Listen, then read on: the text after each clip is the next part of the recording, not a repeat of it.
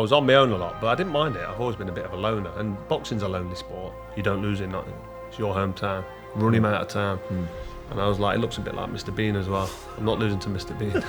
Eddie Hearn, who was quite new to it, jumped in, nearly lost his wig on the way in on the top rope. It's more his wig, and he'll love that. Metaphorically, I'd slit his throat to get that win, because that win means everything to me. The promoter's greed is doing boxing damage.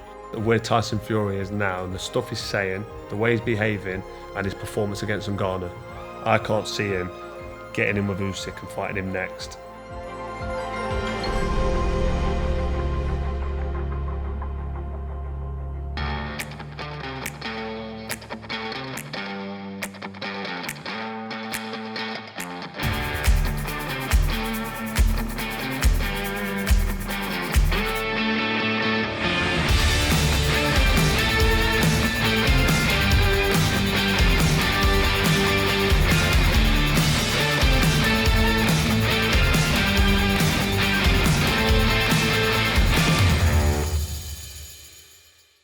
Hello everybody, and a warm welcome then to In The Zone, brought to you of course by Gambling Zone, the trusted online gambling comparison site. In this series I talk to some of the biggest names in sport, discussing the successes, the challenges they faced to get to the very top. Now today I'm very excited to be joined by a very, very special guest, one of the best British boxers of all time. He's a 4-time world super-middleweight champion. He goes by the nickname The Cobra. He is of course Carl Froch. Carl, how are you? I'm good, thank you. From one East Midlander to another. Hey up my duck. How you doing? How you been? Hey up my duck. Yeah, I remember. There's still a few of them around, isn't there? Is there? Yeah, there is, yeah. Great to see you. I'm good, mate. I'm good. I'm in good shape, keeping myself fit and strong. Yeah. And yeah, just keeping my head above water, staying in lane as best I can. Staying in your box? Maybe not. But that's the Carl Froch way. No, exactly. Yeah. It's funny because I was going to say, I want to get one thing straight before we get into the serious stuff.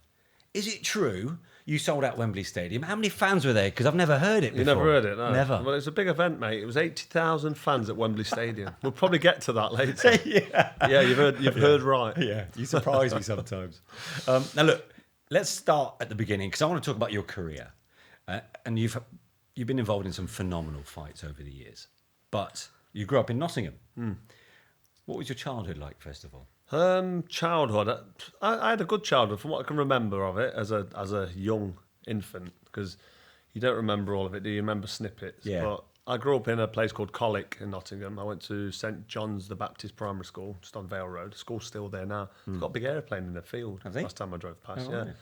like a big wrecked airplane. And they go in that and have like a little lesson out there. But anyhow, anyhow, it's a private jet for kids these days. Yeah, exactly. I don't know if it landed there, but it does look like an old aircraft. But I was there till I was 11 years old. So I was born at Nottingham City Hospital, and I grew up in Colic on Valeside Gardens, and went to that local school. It was like a 5-minute walk away from my house. Yeah. My two brothers also went there, but my mum and dad split up when I was about 6 years old. My dad was a bit of a toe rag. He was in and out of prison. When he was 14. He got expelled from school, and he was in. I think he went to Morton Hall, Borstal. And then a young man's offenders centre. He was like stealing cars, and he used to steal cars of his mate Johnny Greenwood, and drive around the Motown and soul gigs, and then put the car back. There wasn't no serious criminals. Just to get to the put gig. them back again. Yeah, put them back like around the corner. Don't all the underneath would be rigged and wide. You know, like nicking cars and joyriding, like a lot of people were doing. I think it was called twacking, wasn't it, back in the day? Taking without owner's I kind of remember that. So he was doing some little petty bits and bobs, and he ended up getting himself into a bit of trouble. He was always fighting as well, though. He had the mods and rockers back in them days, and he was a skinhead with the Doc Martens on. But yeah, Mum and Dad split when I was 6, and I was at Gedling. Sorry, I was at. I just said it then. St John's Baptist. St John's Baptist, yeah. I was going to say Cantley Willers. But all my mates went to Cantley Willers when I was 11. I went to Gedling Comp. So yeah, I was with my dad quite a lot from a young age. And my two brothers, Lee and Wayne, my older brother and my younger brother, went to live with my mum. So I was like on my own at my dad's. And my dad used to work the doors at night. He was a joiner by trade. He got his joinery qualification actually in Lincoln Prison. So he did that. He got 2 years when he was 18, 19. He did a couple of years in prison. My mum actually married him when he was in prison. Wow. So it was quite... No, I can't say I've had a bad childhood or a rough upbringing, but I learned from a very young age to become self-sufficient. So I kind of looked after myself a lot. And then when I was 11, I moved in with my mum because I went to Gedling Comp. So from 11 years old, I kind of got my mum back. I used to see my mum quite a lot when I lived in Colic, but I was kind of predominantly with my dad. Yeah. So I was on my own a lot, but I didn't mind it. I've always been a bit of a loner, and boxing's a lonely sport, and I think it helps because you spend a lot of time on your own. Even in training camps as a professional, you sit in hotel rooms waiting to get up and do your run and go and do your sparring, and especially when I was in Sheffield for the later part of my career. I was like at a place called the Hellaby Hall in Rotherham, and I stayed at that hotel and then drove to the EIS in Sheffield. So I was always on my own, but I've always loved my own company. So Mum was key in your upbringing, but without that positive male role model growing up, do you think that affected you? Well, my dad was there. My dad But to have was a there. positive influence. Yeah. Well, he was positive as well. He used to make me train. He used to teach me a lot of discipline. I was ironing my clothes. I was cooking food. I was brushing my teeth in the The only morning. reason I and at asked night. that is because in the past you've said you didn't really have one, which is why you Yeah, took to Rob McCracken when I was as like your 11, coach. 12 years old, I Yeah. moved in with my mum and my stepdad, who we didn't like, and I don't think he liked us. So from 11 years old onwards. So I had my dad when I was quite young, and I had a stepdad who I didn't like. Then we moved to Newark, so it was always just me and my older brother Lee and my younger brother Wayne all kind of sticking together. Yeah. Did you get into any scrapes as a kid? It sounds like a cliched question Well, when you're a boxer, you know what I mean?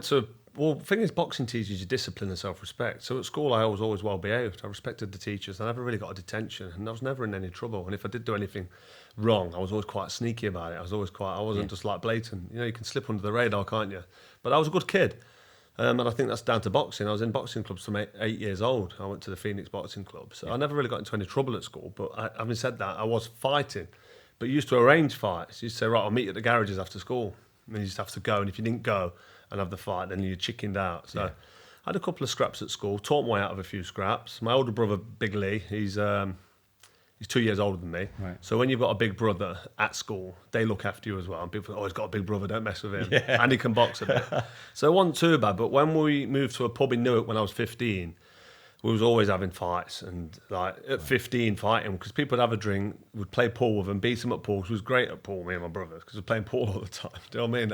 But I stopped boxing when we moved to Newark. So from 15 to about 18, 19, I didn't box, didn't go into a boxing gym. Because we moved to Newark, I didn't enjoy the club. It was like a bus journey away, like 45 minutes away, instead of just a walk down the hill. And I just fell out of love with boxing in Newark, so I just left it alone. Who are your boxing heroes, though? Lennox Lewis, Prince Nassim Hamed, Roy Jones Jr., Sugar Ray Leonard, Marvin Hagler, Roberto Duran, because my dad used to put the videos of the Fabulous Four, the Fantastic Four, which was Duran, Hagler, Hearns and Leonard. But also Nigel Benn and Chris Eubank were on the TV, mainstream. Frank Bruno was on Money quite a lot, because we only had 4 channels back then. That's true, On a little black and white television. Yeah, and a remote that you had to hold all the No, time. exactly. Yeah. And just put 50 people, put a shilling in the box. It's mad. Only 46, 47. I know, make it sound like it's the 50s. I know, it's strange now. The kids have all got television in their hand, haven't they? Yeah. But they were like the sort of people you could watch on mainstream television growing up. But like I said, I was out of boxing when I was 15, and I didn't really pay much attention to boxing because I wasn't involved in it. And I got back into boxing at 19 years old when I moved back from Newark to Nottingham. And I was watching Prince Nassim Hamed. Massive fan, just loved his showmanship, his razzmatazz, the elusive style. He'd throw big uppercuts from out of range, and he'd do a somersault into the ring, and he'd be dancing around his opponent. It's just like, if you wasn't entertained by Prince Nassim Hamed, then you might as well forget about it, because he was a pure entertainer.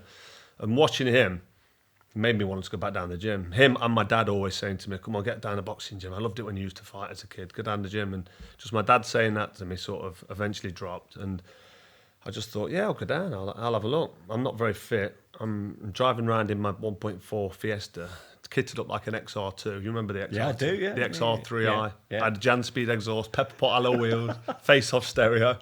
No dice, though. You know what I Base mean? box in the boot. No fluffy dice. But yeah, a bit of a rude boy, like boy racer type, but not driving around like a lunatic. But you know, you think you're Jack the Lad in your car, don't you, when you're 17 and you pass your test? And I just thought, my life's going nowhere. I'm not doing much for myself. I'm watching Naz on the TV and like I'm watching the adverts, because I used to work for a telecommunications company called Diamond Cable. You probably remember it, on Daleside Road. Then it became NTL. Then it became Virgin Media. It's not there now. There's a load of flats there now. They've just built on Daleside Road. But I worked there for 3 or 4 years because I did a business and finance course at college. So at 19, 20, 21 years old, I was boxing amateur, because I was back in Nottingham, boxing for my old amateur club, Phoenix ABC, where I started as a kid, and watching boxing, getting back into it. And I never really took it that seriously. I just wanted to go down there and keep fit. Right. But I got put So when did you get the bug? Well, I got put in the ABAs the first year I come back, Yeah. because I was sparring with the lads in there and doing really well sparring. And Dale McPhilbin, the coach who's still there now, trained my son Rocco. It's mad, he had his first skills back a couple of weeks ago. I saw it on your channel. Yeah.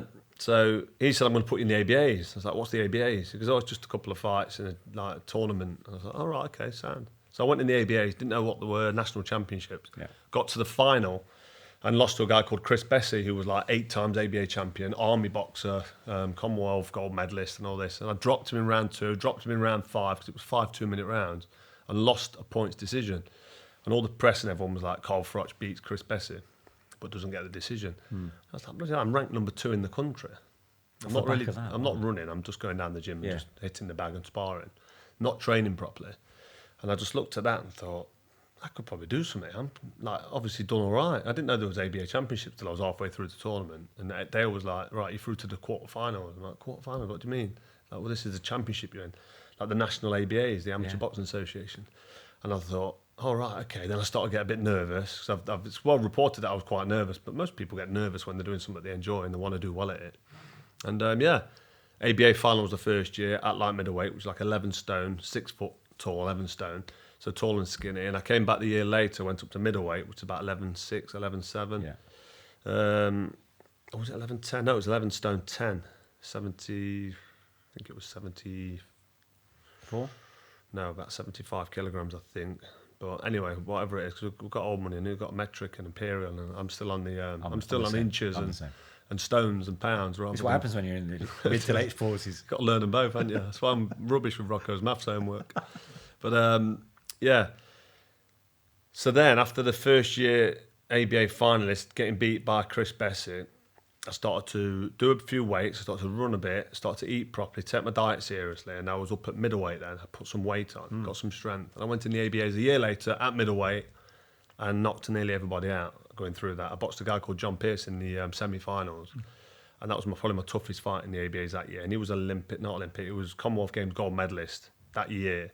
And I was like nervous, thinking, oh, he's a Commonwealth champion, 34 years old, big, strong man. I was only 23, 24. Yeah. I think I was 23. So he's still a kid, he's still a boy at 23. Still not developed my strength yet. But I had a good 4 2-minute round fight with him. Or was it 5-2s? Might have been 5 still then. But a close fight, won a majority decision. And at that point, it was like, I've just beat a Commonwealth Games gold medalist who boxed for England.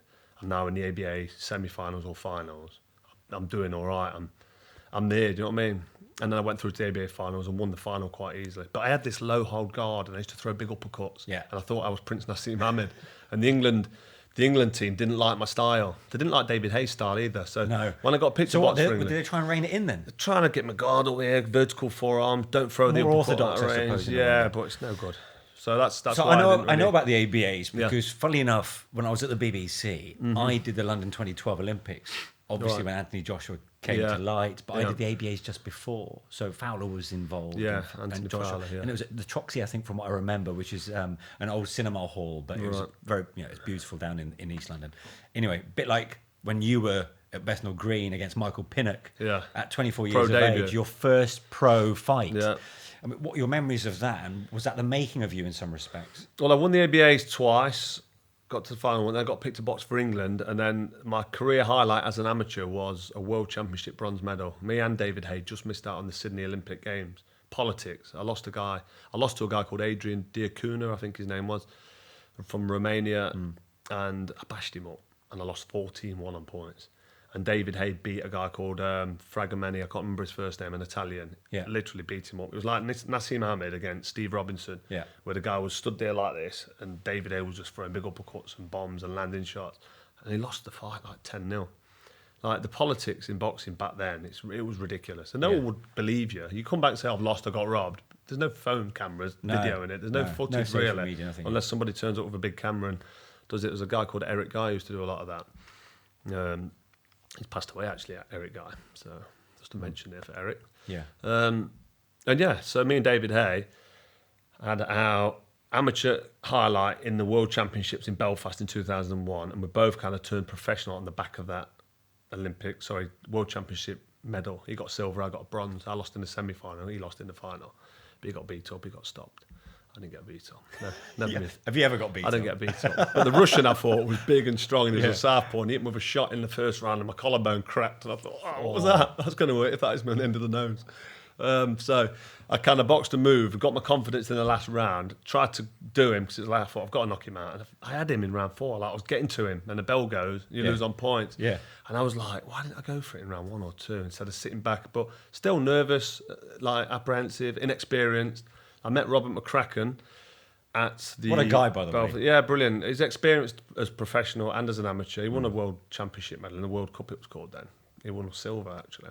And he fought for a world title. So my pro debut against Michael Pinnock was March, was it 2024, was it? Yeah. No, it couldn't have been Not 2024. 22. Yeah. 2002. 2002, yeah. March 2002. Michael Pinnock, yeah, he's like a... He was 36 at the time. Yeah, well, he's what you call a journeyman, but it was a tough, like, cruiserweight type fighter. So he had about 1.5 stone on me. When you turn professional, for those who don't know, your early fights, really, they're hand-picked, so you're supposed to win. Yeah. If you lose early on, then you're not supposed to be a professional. So it's just to get you in the ring, get you moving around, get you used to it, get the nerves. But I only had about 2 or 3 learning fights. And then I was chucked in with a Paul Bonson and chucked in with a couple of half-decent fighters, and I was fighting for the English title in, like, my 8th or 9th pro fight against a decent fighter called Alan Page. But my pro debut, I can remember being really nervous in the changing rooms. They put these little 10-ounce gloves on. You wear 10-ounce gloves as an amateur, but they're designed different. All the ounces and all the padding's around the front of the glove. So it's really big and soft, like a bit of a pillow. So you can't feel your knuckle through the glove. Yeah. Put these Cleto Rayas on, horsehair. I'm doing that on my chin and feeling that, and I can feel my bone. I can feel my knuckle on my chin. It's a bit dispiriting, isn't And I'm thinking, well, it is, because you're thinking, he's got them on as well. Yeah. But then you think, bloody hell, as soon as I land, it's game over. And I was nervous before the fight, thinking pro debut, York Hall, Bethnal Green, famous venue in London. And the ring walk was like, nervous. My mum's there, my family's there, my dad, my brothers. But as soon as that bell goes, my nerves always used to leave me. So I just thought, let's get to the bell. We'll be all right. Come on, fake it till you make it. Keep your chin up, keep smiling. Pretend you're enjoying it. And the bell used to go. And then it was fight or flight. And I've always been a fighter, even to points of being stupid, where I just can't back down. And I won't walk away. I'll just stand and take my legs if I have to, yeah. And it was quite evident from round 1 when I threw a couple of jabs, and then Michael Pinnock threw a jab back, and it was really slow. And then he threw a right hand and missed, and I just thought, is that it? But when you've boxed at international level as an amateur, you're boxing fast, hard men. But also younger, right? Yeah, well, he was 34 in the championship final in Belfast, the Russian. But he was a Russian Marine for the Russian Marine Corps, also boxing for his country. So he was a big, strong man. But he was good, fast jab, fast hand, strong, very capable. Where Pinnock, bless him, probably he'd lost a lot more fights than he'd won. He was slow, a bit shorter than me, but a lot heavier than me. So I just sort of got into it and enjoyed it and stopped him in about... He never gets stopped though, Pinnock. He always goes a distance and holds on. He's only been stopped about 5 or 6 times in about 90 fights. Never been halted early. And I got the stoppage in round 4. Yeah. So, yeah, nervous ring walk, got in there, started to enjoy myself, stopped him, and that was me off to a flying start in the professional ranks. Okay, so that's one milestone done. Let's talk about your first title fight. 2008, Jean Pascal. First world title fight. Is because I won the British title, defended it it 3 times. Yeah, on the world scene. But a lot of people miss the early apprentice, a British title, Commonwealth title, and try and skip all that. Then they don't get the experience. The only reason I'm skipping it is because if we go through every title, it will be here all day. Absolutely. But I think it's worth pointing out that the old-fashioned method that I did, winning the English title off Alan Page, then the British title, and then the Commonwealth. I never fought for the European title because there was nobody around at the time. But you learn your apprentice. So by the time I fought for the fight that you're talking about now against Jean Pascal in December 2008, I was ready for him in terms of I'd had the experience, I'd had the 12-round fights, I'd been hurt in fights, I'd been cut, and I'd gone through all that hard British title defences and Commonwealth title fights with a guy called Charles Adamu from Africa, who came in with a lion over his shoulder that he probably killed with his bare hands. Wow. And it was like a tough, strong geezer giving me a 12-round fight. And by the time I fought Jean Pascal, and I had an epic battle with him on ITV, mainstream television, which was good, but it went the distance, right? It did, yeah. You went toe to toe, and you've already spoken about how you've basically fought your way to that moment in your career. Absolutely. So was that the perfect way to claim your first world title? Because that was a grueling 12 rounds you had with him. I think it was fitting to my style and my personality because it was me just putting him on his back foot from the off, but not having it all my own way because he stood there and fought me back and met me with every punch. Everything I took to him, he answered back. He was a great fighter, Jean Pascal. Well, after I beat him on points in quite a close fight, I think it was 116, 113, I won the fight. It wasn't up for debate. As soon as the final bell went, I held my hands up and I thought, I've won that. You know if you've won or you've And in front of your own fans. No, it was brilliant. Like December 2008, everyone I went to school with was there. My mum, my dad, all my family was there. Actually, I don't think my dad was there, actually. But that's another story. But yeah, very proud moment for me. 12-round fight. And with the experience I had from the British title and defending it, I was able to sustain what was a real tough, like round 7, 8 and 9. And a real tough, hard man. I mean, Pascal was a top amateur, and after I beat him, he stepped up to light heavyweight and beat a guy called Chad Dawson. He beat Adrian Diacuna, the guy that beat me in the Olympic qualifier. Yeah. So poetic justice there. He beat me in the Olympic qualifier. So he went to the Olympics and medalled. I think he medalled and got a bronze.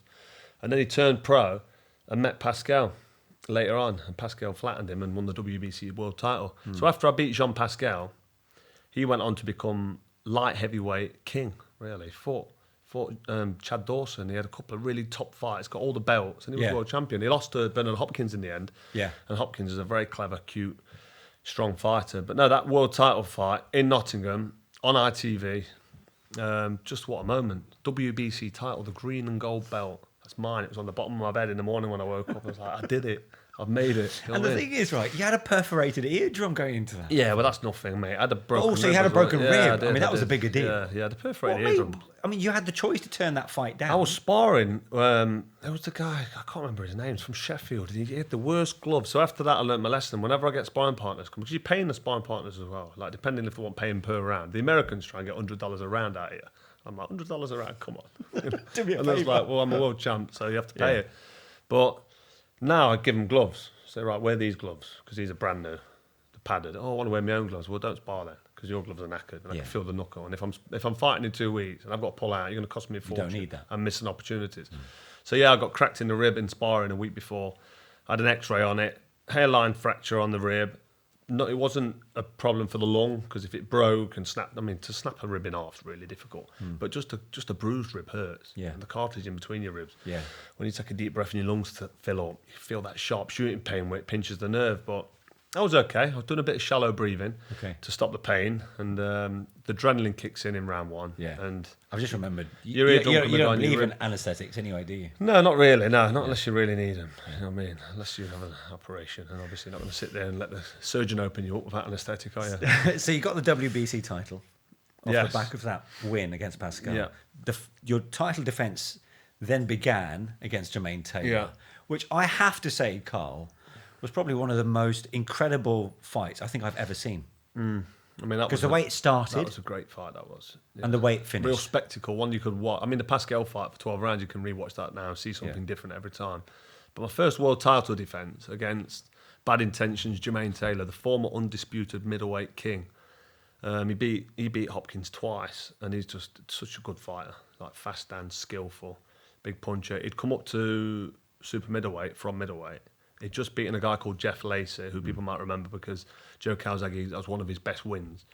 So we'd just beat Lacey, and he was mandatory for my WBC title, and he wasn't prepared to come to England. The money was over there with Showtime. After I won my world title in 2008 on ITV, the financial markets crashed. There was that big recession started.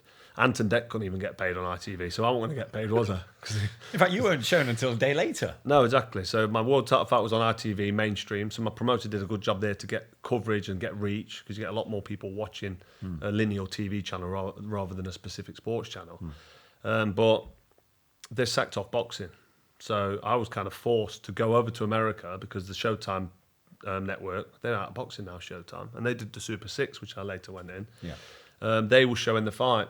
And then we got a little bit of British TV on ITV, delayed, showed Sunday. But that's the thing. If it was shown live, could you imagine how much higher your profile would have been awesome. Would have been really good. It was a massive mistake by the television companies. My promoter maybe made a mistake, maybe not. Not much you could do if they pull out of sport. If ITV pull out of boxing, what are you going to do? And I wasn't prepared to not fight. I just won the world title. Not got paid very well for winning the world title back then. I mean, it was 6 figures. And by the time you've paid your trainer and your sponsors and your training camp, you're looking at it thinking, I'm going to get a new pair of roller skates now. You know what I mean? You could buy a new car and then you've got to be careful with the rest of your money. But I've always been very frugal. But the first world title defence against Jermaine Taylor, still 6 figures, but at the high end, and it was in American dollars. But I was thinking, Jermaine Taylor, bloody hell, this is going to be tough, but I can do him. He's a middleweight coming up to super middleweight. I tell myself all these, he's not big enough. He's too fast for me, but he's not as tough as me. Kelly Pavlik beat him. I'm strong like Kelly Pavlik. I'll back him. I'll get there. But it was a tough mental sort of battle with myself, and then talking to my coach Rob McCracken, who's brilliant with psychology, and then the training camp was intense. So you walk to the ring and you believe in yourself, but that was one hell of a tough night for me. And I had to climb off the canvas for the first time in my career. You just stole my thunder. Sorry, go on. 3 rounds in, and you suffered something that you'd never had in your entire career. Never been dropped. You were on the canvas. Yeah, sitting down on the canvas. What are you thinking 3. at that point? Well, I'm thinking, oh shit, what just happened for a start? And then you're seeing little stars as well. You know, sometimes you bend down and you stand up too quick. So I had them little stars, so I know I'd been banjoed. And I got hit with an uppercut before that because I left my feet behind and reached in and tried to catch him with a stupid uppercut, a Nassim Hamed uppercut. That's when my style changed, because I went from being low hold guard. I did have low hold guard when I was finishing him off in the last round, because you know you've got him, you can relax a bit, and then you can send shots in from the hip. You're picking and choosing. Yeah, but you can shoot it from the hip, and they don't know where the shots are coming from. But you can't do that early on against fast fighters, because they catch you before you catch them. The punch has got a lot further to travel, which I soon learned in that fight, and which Rob McCracken was actually telling me in training camp. Get your right glove in front of your chin, keep it there, roll under like Hopkins, get your guard up, block the shots, get that left arm up. But yeah, round 3, Jermaine Taylor hit him with an uppercut and then backed me into the ropes. And as he backed me up, I tried to counter him, but he was too quick for a big overhand right, caught me on the side of the chin or the head or whatever. I can't remember. I was heavily concussed, so my memory's a bit lax. When I watch it back, I think it's around the side of my head. Okay. Dropped me, leg did a little twist, landed on the seat of my pants, and just thought, wow, that was a good shot. Didn't see it coming. But you did so well to get back into the contest, right? I did, yeah. And never give up. Let's fast forward to the final round, because you're down in 2 of the 3 scorecards. Yeah, I was behind on points, and rightly so. I'd been dropped in round 3. I was being outboxed. Jermaine Taylor was... So you've just got 1 round left to try and turn this around. Yeah, Jermaine Taylor was too fast for me, and I was starting to get to him from about round 8 and 9. I was backing him up and catching him with a few shots, which made his legs stiffen up and do a little bit of a wobble. He had to regain his stability and get his feet back under him, and the commentators picked up on that. And Rob McCracken was on it in between rounds, saying, just take your time, keep backing him up, counter him as he comes, meet him as he comes, and take him to his left side, bring him onto the right hand, but he was going the other way because he knows what he's doing. I was trying to cut the ring off. So for the last 3 rounds, I was cutting the ring off, not smothering my work, and landing quite big shots. But to his credit, Jermaine Taylor was very, very tough. I had him hurting round 10, I'm hurting round 11, and I went out in round 10, and I knew I had to stop him. I knew I had to force a stoppage or knock him over and keep him down. And in the dying seconds of the last round, I actually put him down. And he was down for about 14 seconds because the clock's on the bottom right, and the ref was on about 7 or 8 when the clock was on 12. But that happened. Yeah. So the ref's like 1, 2, 3, 2, 3. I'm like, hang on a minute. What's going on? So he's on the floor for ages. He got up, and I'm like thinking to myself, because you see the clock on the top on the big screen. I'm thinking, I've got 14 seconds. I've got to put it on him. And I'm looking at Rob, and Rob's doing that with his arms. The ref's like box, and I'm thinking, if I get near him too close and smother my work, he's going to grab hold of me. If he grabs hold of me and just keeps hold of me and keeps tight, the ref can only say, let go, break, and then the bell goes. So I had to sort of arms down, try and go to punch off him, backed him up. He put his guard up. I thought, right, I've got some room now. And I just threw 18 unanswered punches in his corner, and about probably 17 of them landed. It was side of the head, through the middle, body shots, and just brought them through. And the ref jumped in, and the commentator, if you're not seeing it, I'm coming back to England, Mom, and I'm keeping my title. It was such a good finish. And first world title defence, slipped under the radar on British TV, but in America, I became quite a big star because everybody loved it. So in a way, that wasn't a bad thing then. Well, then I went into the Super 6 World Boxing Classic tournament, which was Showtime. Yeah. And that was the tournament that kind of made my legacy and give me such a impressive CV, because I fought the best of the best then for 2 years. Which is what we need right now, isn't it? Something like that. Yeah, we don't get it enough, do we? But there's too much money involved in heavyweights, and there's too much politics involved with all the belts now, and it's been fragmented a little bit. The belts, there's too many belts, and there's interim titles, and there's WBA regular as well as. So if you're new to boxing, it's hard to become a big fan. To try and keep up with what's Where going if you're on. new to mixed martial arts and UFC, it's quite easy because they all fight each other, and there's a structure. Yeah. And boxing's its own worst enemy sometimes, especially with the promotional divide as well. Talking of the Super Six, which I think was a great format, and it was obviously the best. I think it dragged on a bit too long. There was a couple of Yeah. injuries and people pulled out, but they did something and you made similar. it through to the final. Yes. And you lost to Andre Ward. Andre Ward, yeah. Now, this was a big moment for you because then you had to try and pick yourself up from that disappointment against Bute. Yeah. So psychologically, where were you at that point? Well, I'd already lost my first career loss, which you keep fast forwarding, but we'll be here all day if we don't fast forward. But my first career loss in the Super Six was my second fight in the Super Six against Mikkel Kessler.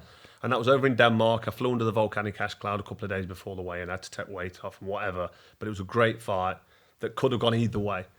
But in Denmark, against a Danish kid like Kessler, I was never going to win. And one of the judge, Roger Tillerman, is renowned for scoring Sven Otka fights, when Robin Reed beat Sven Otka, and when I think Matthew Macklin fought out there and got robbed off, I can't remember the guy's name, but anyhow, politics and scoring and dodgy scores and whatever, it happens. And I'm not going to say I beat Kessler that night, but that fight was very close and could have gone either way. You got your revenge later. But I lost my WBC world title and I was devastated. So I won it back in the very next fight against Arthur Abraham. Yeah. Then I beat Glenkov Johnson, and then I fought Andre Ward in the final of the Super Six. Andre Ward, fantastic talent, doesn't know how to lose. No. It just wins. He was a high school wrestling champion, so he was quite strong and tricky up close. Fast hands, Olympic gold medalist, unbeaten. And fought him in the Super Six final in Atlantic City at the Broadwalk Empire, which is not the best place to be boxing, to be honest. I'd already boxed there once before against Johnson. And I was training in Manhattan, flagging cabs down to get to Gleason's gym, and which other gym was it? Trinity Gym, which is right next to Ground Zero. And I was just bored at the training. I was back in New York again for another 6-week training camp, flagging cabs, sparring, training, thinking I've already done Groundhog this. Day, It was Groundhog Day, and by the time I'd got in the ring in Atlantic City, and Atlantic City was a good place to be years ago before they built Las Vegas, and now it's like, when I was there, it's like Blackpool on steroids. It's just like. It's just not the place to really be. And I was just disappointed. And that did affect my mindset, and my energy was low, and I was bored, and it was coming up to Christmas, and I wanted to go home with my family and my kids. So I got in the ring and I was sulking. I don't know if it had made any difference. Andre Ward was fantastic. Fast hands, good boxer, good up close, but I felt like I'd been pickpocketed. It was a fight that was like, usually when I get out of the ring, my hands are hurting. Sometimes you've got to cut the glove off because my hands are that badly swollen up. My eyes are usually cut, I'm bruised, I'm in pain, my jaw's aching, my ribs are sore. God, the ring, like, is that it? Like, it's cracking my neck, thinking I could go again. Because I couldn't really hit him, he was too fast. He's holding, he's ducking below the waist. He fought Kessler, and Kessler had 27 stitches. Yeah. Because he's headbutting him all night long. But I was fuming, so I'm no longer world champion. So my first fight back on British soil, free from the contract of the Super Six World Boxing Classic, which was good for me, because the experience, the money I earned. But I'm back in England now. And the only world champion left, other than Andre Ward, was Lucian Bute, the unbeaten Canadian southpaw. So Rob For the McCracken, IBF title. for the IBF world title, major world title. And Rob McCracken said, let's get him to Nottingham. You don't lose in Nottingham. It's your hometown. Run him out of town. And I was like, it looks a bit like Mr. Bean as well. I'm not losing to Mr. Bean. Like, in my head, I'm thinking, he can't beat me. He looks soft. He looks a bit frail. Yeah. Good fighter, southpaw, unbeaten. But, yeah. Listen, that night I boxed him in Nottingham. Yeah. That's probably one of my best nights. Came out to No Easy Way Out, rocky music, Yeah. and just ring walked, and I was full. I'd never felt so charged on natural endorphins and adrenaline. Yeah. Sugar Ray Leonard was in my changing rooms before I went out, giving me his best. Sugar Ray Leonard. Come on. And I walked out, and I was just buzzing. I just thought, let that bell ring, and I'm going to just run at him. Because if I'd have tried to box and move against Bute, awkward southpaw, tricky fighter, outboxes everybody, stops a few of them, unbeaten. I was the underdog. Nobody thought I could win, so I just lost to Ward. And I just thought, don't write off the Cobra because I've lost to Andre Ward. You try and beat Andre Ward. No one can beat him. He's retired undefeated. He's not lost since he was 12 years old. He's one of them kids that don't lose. It's ridiculous. Tricky, awkward, skillful. So you let out all that frustration, the fact that you've been called an underdog, you didn't like it. You technical knockout after 5 rounds. George Groves was there that night, commentating for BBC with Adam Booth. How did that make you feel? I didn't know he was there till after. Is that right? Yeah, and he said, I can beat Froch. I was like, yeah, beating shit. You can't beat the Cobra. But no, 5 rounds of me just seek and destroy on Lucian Bute in front of all that home crowd, and the noise, just amazing. I mean, it's not a massive arena. I think there was probably 7,000 or 8,000 that we can fit in there, well, illegally. But there was like 10,000 because just oversold it. It was all stood up. It was packed to the rafters, and the atmosphere was unbelievable. I was watching it back just the other day. Yeah. But the look on the faces of the locals in that crowd is quite something, especially when you're laying siege on it. Yeah. Tony Belly was there. When he jumped He around was, there, yeah. all my family, all mum, and Eddie Hearn then ran into the ring. yeah, didn't he did. He ran into the ring. Because he thought Premature. he'd finished. Well, I hit Bute with about a 7-punch barrage, and Bute fell and sat on the bottom rope. And in professional boxing, there's no standing 8 count unless you're being held up by the corner post or the ropes. And I hit Bute with a barrage of shots. His head was flying all over the place, and he was sitting back on the ropes. The referee shouldn't have really jumped in and done that with his arms. He didn't cross his arms like that. Yeah. But he jumped in like that. Yeah. And that, to the layman, or even Looks to like it's over. Eddie Hearn, who was quite new to it, jumped in, nearly lost his wig on the way in on the top rope. It's more his wig, and he'll love that. And picked me up from behind, and I could see Rob doing that. My corner man, Rob McCracken's going like get out the ring. And Eddie was like, oh, what's going on? But the referee had his back to Eddie, so Eddie snuck out of the ring. And then I walked back to the corner thinking, listen, he's done, fight's over. Yeah. And as soon as I walked over, his coach got in and the ref waved it off. And it was all a bit of a panic finish, but yeah, it was a great night. Do you know 5 round what? Do you know what's a picture though? Because I kept rewinding it a few times on YouTube. Is when Eddie picks you up right from the corner, and you're like, "Who's holding me? It's not finished yet." Yeah, I know. Well, I was up on the ropes and I shouldn't have been. Yeah. Because you're supposed to stand there and wait for your instructions. But I knew that I'd caught him with that many shots. His eyes was rolling in the round before, but there's no way he's carrying on. Okay, look, we have to get through the other headlines. Yeah. The Kessler fight, the second time round. Yeah. You said you had a point to prove because you already lost to him in the Super Six. Mm-hmm. This was a strange one for you because you got on quite well. Yeah, I did. Yeah, and is that the first We time? can be used to that as amateurs, though. When you get on with your guy, you get on with somebody, but then you might have to spar with them or fight. Yeah, and did that make a difference, or were you just spurred on to get revenge after what happened in the first meeting? Probably the latter. Revenge after the first meeting. My career's on the line. It's got to be done. It's the first fight on Sky pay-per-view, so you're getting paid well, and you're into a new audience with a new contract with the TV. And if obviously my first fight back on Sky was Lucian Bute. Yeah, and I had a mark time fight with a guy called I was going to say Dale Westerman then, but that was a Commonwealth title fight. What was his name? Yusuf Mack.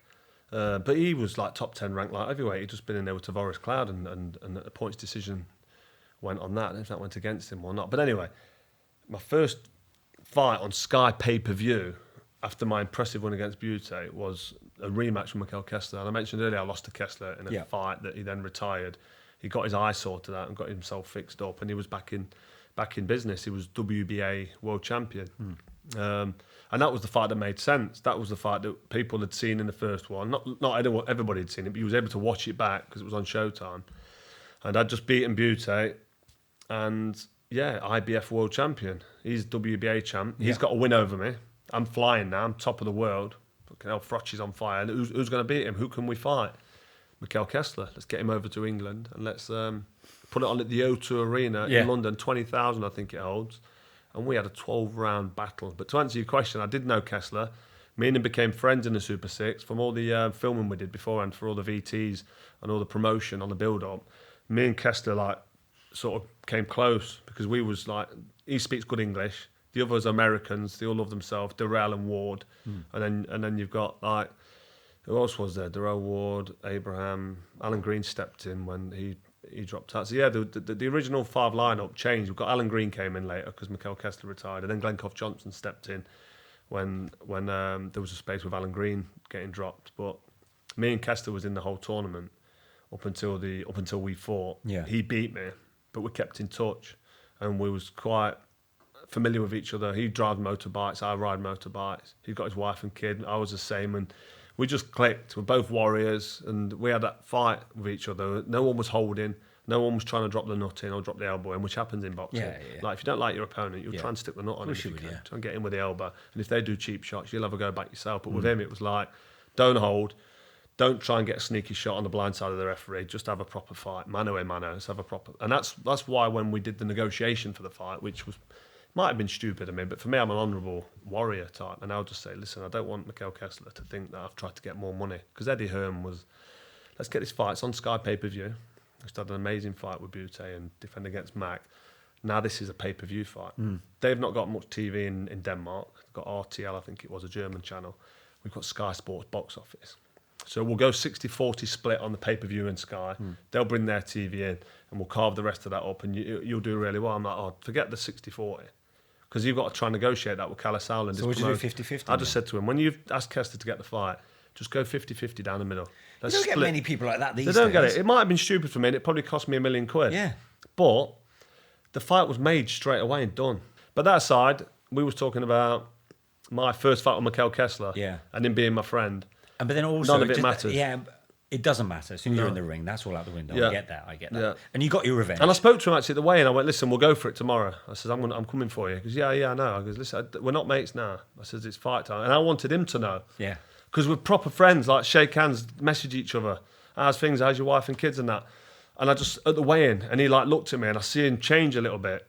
I said, tomorrow night I'm coming for you. And I didn't want to like half be friendly, then go in there and half Judas him. Feel like I've done a bad turn on him. I wanted him to know that he was ready. I ended up getting fined by the British Boxing Board of Control because in an interview I said, I'm going to try and kill him. You know what I mean? That's a metaphor. Yeah, but that sounded like you were just overcompensating. Yeah, well, it's a metaphor, but I was going to go in there and try and kill him. Metaphorically, I'd slit his throat to get that win because that win means everything to me. Yeah. So I got into trouble, but I was trying to get him to understand this is a proper fight, so come and leave it all in the ring. And we did that. And you got your revenge. Absolutely. So we have to talk about the George Groves fight. Yeah. We could skim over George Groves, couldn't we?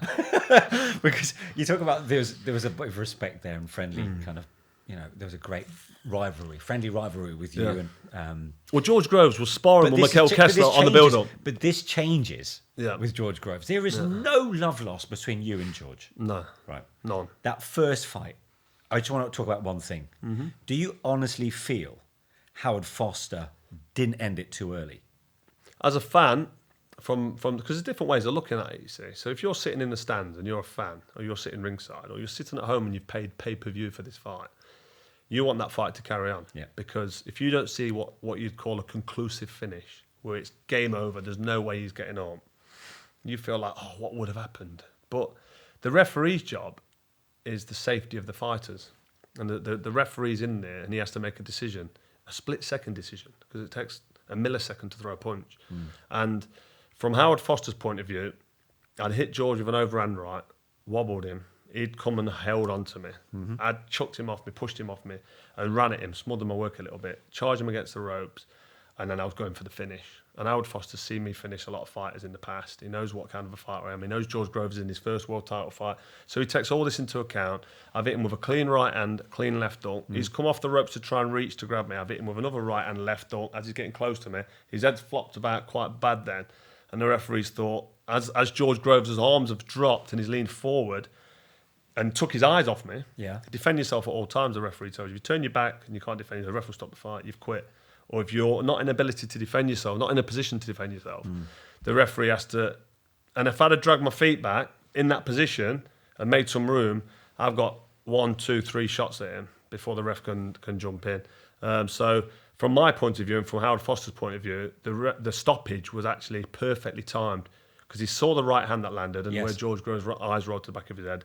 Then everyone, when they show the highlight reel stoppage, they only see him then getting backed up, and it's scrappy, it's messy, there's nothing that clean. His head's flopping around 2 or 3 times, but then he goes to hold, and the ref jumps in, and it's like, why you stopped it? Just like, keep out of the way and let this fight continue. Right. But the ref jumped in and did what he did. So from the audience point of view, yes, the fight was stopped too early. And from the people watching it at home, maybe, maybe not. But every time I do an evening with Groves and we do a meet and greet, I always say to the audience, hold your hand up if you think the fight was stopped too early.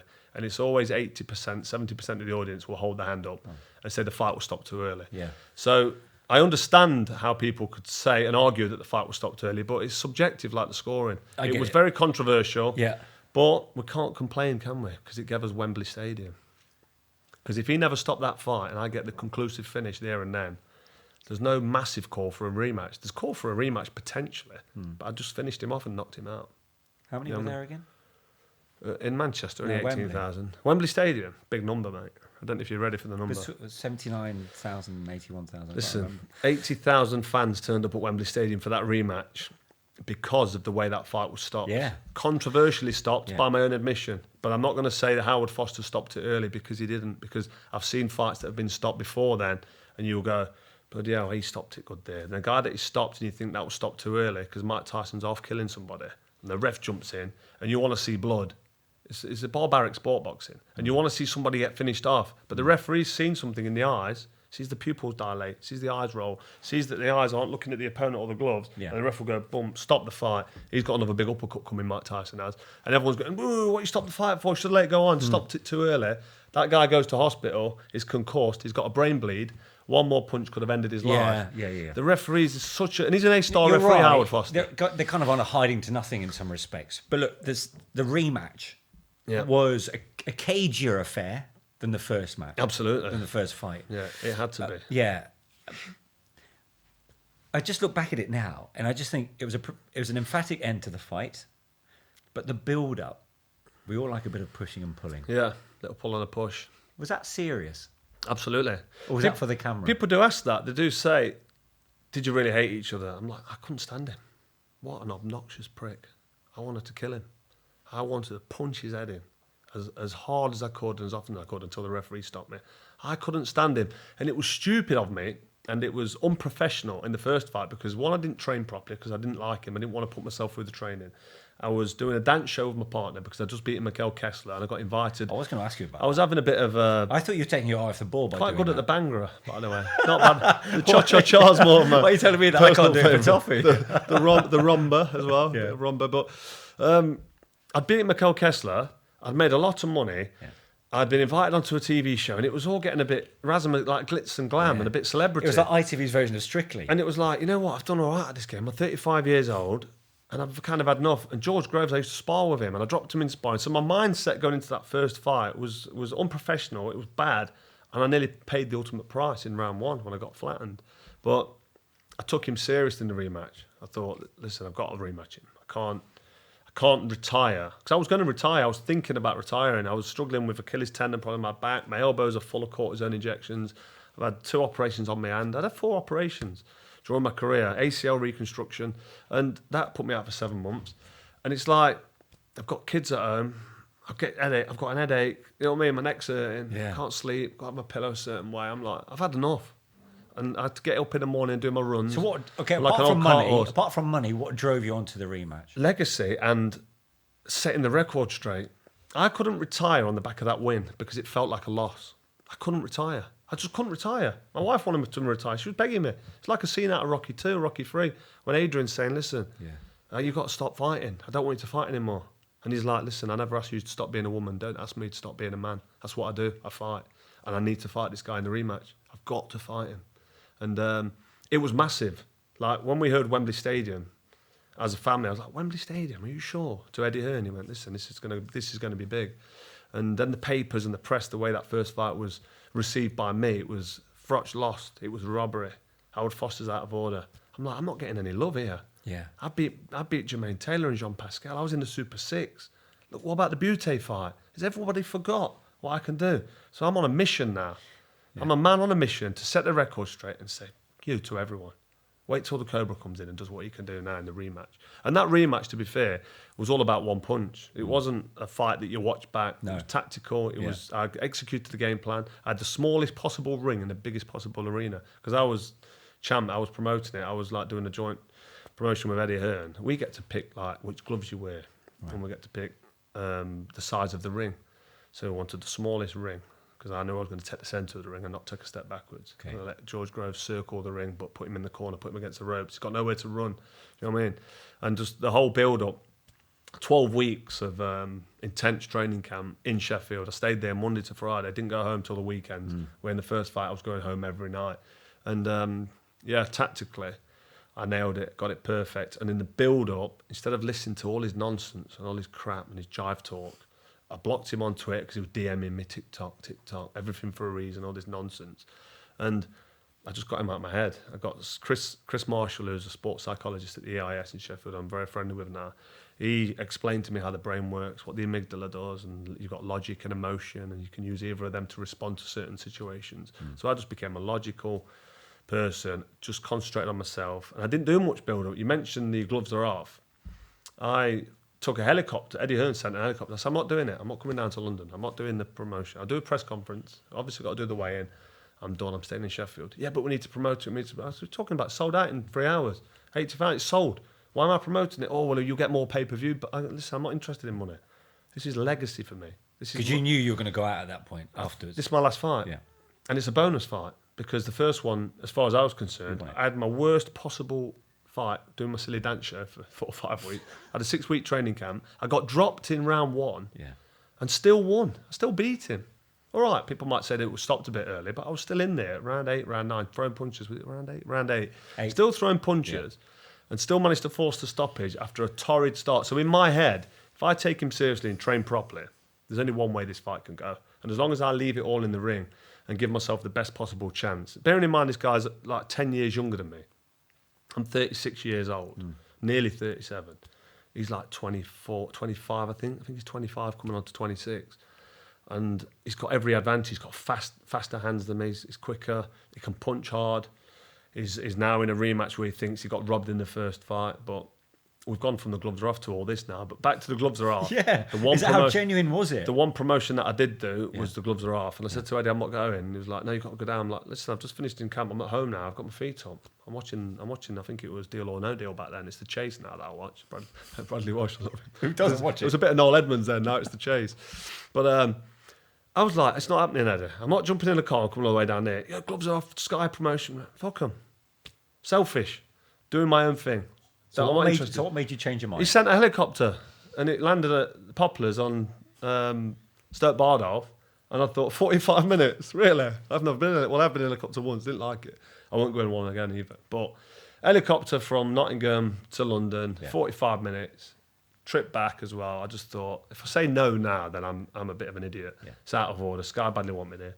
So I jumped in the helicopter, got down there, no traffic, really quick. Good way to go. Scary though, above them pylons. But yeah, so I got to the Sky Studios, and George Groves had spent all day there promoting on the radio, doing all the internet stuff, flogging it, selling everything. And by the time he must have got to that gloves are off, when I'd just come there fresh, just had my dinner and just flew down, and I was like wide awake. He must have been knackered. Yeah. I spoke to him after. He said, I had a really long day and it was really bad and I was not prepared and all this. And I went, you had a stinker, mate. And he had a bad day. It's so tense, though, when you watch it back. Yeah, it is. But he was talking about everything Johnny Nelson sat there in the middle of it. Yeah, he did. And he was, as we know what Johnny's like. If people have not seen it and they're listening to this, go and watch The Gloves Are Off between me and George. It's in the top 2 or top 3 of all-time best episodes. I have to watch it. But it was like man versus boy. He was talking himself into corners he couldn't get out of. I was asking him to explain stuff. He tried to say sports psychologist but said it wrong, and I said, easy for you to say. And he was like stumbling and muttering then.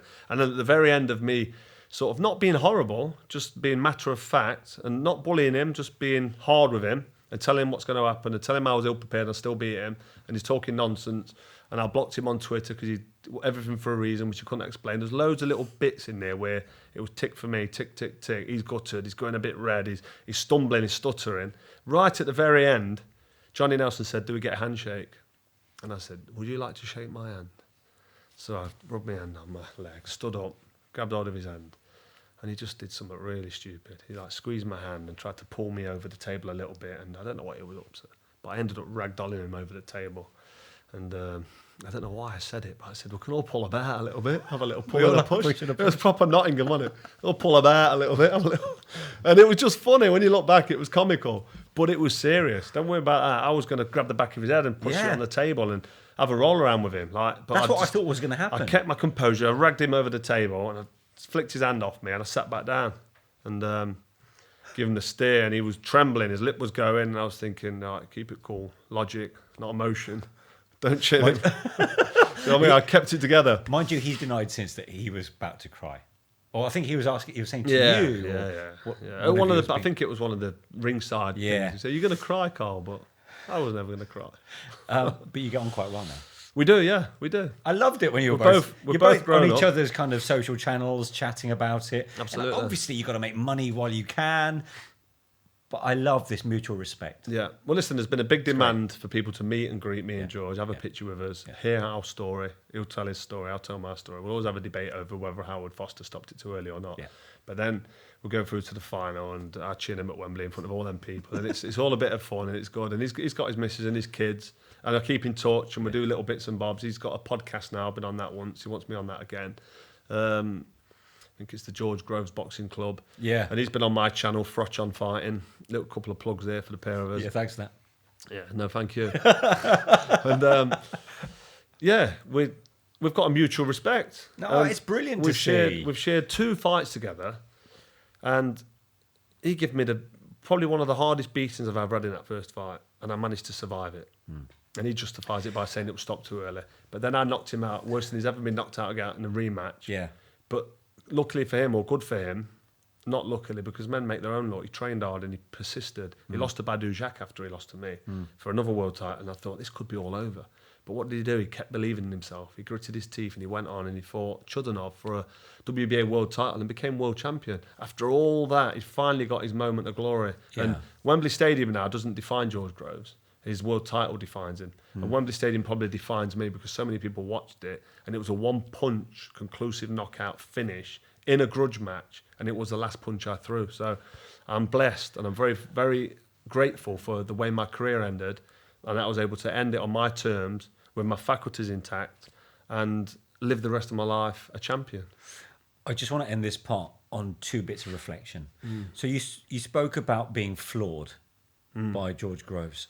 So in your entire career, you hit the canvas twice. Yes. And in both fights, Amateur and pro. And in both fights, you picked yourself up off the canvas to win that fight. Yeah. I saw a great quote from a boxing fanatic somewhere on a forum saying, I don't know what it is about Carl Froch, but he does something that very few boxers can do, which is to go into that dark place where no one else will go and put everything on the line. Absolutely. And still see it through. What makes you do that? I think maybe, well, a lot of it's innate, so it's a natural reaction. So we've got a fight or flight response to danger. I've always been very sort of brave, even though I get nervous. That's thinking about potentially losing and worrying about losing. That's why I'm nervous. But once the bell goes, or once I know it's on, and you can either stand there and fight or you can run off. I'm standing there and fighting. I don't care how many of you there are. I'm not going to go anywhere because of pride, and it's just in me. So whether that's my heritage, my Polish heritage, whether it's in my blood, whether it's genetic, or whether it's just something to do with my childhood. But I think I didn't have a rough childhood. I had a nice childhood. For me, it was great because everything I had as a child, everything I went through, and I did. My mum and dad splitting up and being with my dad for a few years and being on my own a lot. And me and my older brother was in a children's home for a short period of time when my mum and dad were going through an arguments, and social care come to claim me and my brother, and that lasted. And I can remember that. But going through all that and not understanding what was going off, and having quite a rough upbringing, and my dad was quite rough as well. He was a heavy-handed, disciplined man, but his father, Wojciech Froch, my Polish granddad, was very hard with him, and he spent time in Morton or Borstal in prison. So he was quite military and quite very strict and disciplined and hard. But if you didn't step out of line, you did what you were told, and you did things right, you was in good shape, and you was loved and cared for. So I just think my upbringing means that when I'm in the boxing ring fighting, it's not that bad. Like, if it makes sense. I've had fights in pubs where I've had people punching me in the back of the head and picking stools up and throwing them at you. And it's not fair. And you're getting done from behind, and then you're having a roll around. And you know, you get in the boxing ring, you've got gloves on, so it don't hurt as much. It still hurts. You've got a referee to control it. And you get a rest after 3 minutes. You get a minute rest. And they're in front of you. Yeah, and they're in front of you. So it's all fair. And it's just an enjoyable place, the boxing ring, compared to what I had as a kid. And that's why when I talk about my son, Rocco, fighting, he goes to a private school, he's dead polite, he's got 2 little sisters. I had a big brother, and we used to always be bashing each other up. And I just think that when it becomes hard, and when you get knocked down on the floor, and you've got an opportunity to stay down, or if you're in your corner and your ribs broken, your hands like smashed in half, and you can just feel your heart beating in your hand, and you can't hear anything, it sounds like you've got your head in a barrel, and you can't breathe because the blood from your broken nose is going down the back of your throat, and it's drying and congealing, and you're like... you can't get your air because you've got hard, drying blood in the back of your throat. So your hand's sore, you can't breathe, your ribs sore. It's round 7. You've got another 15 minutes of fighting to do. You can stay in your stall. I'm like, no, I'm not going home. I ain't done yet. You're unbelievable. You know what I mean? And that's just all in the head.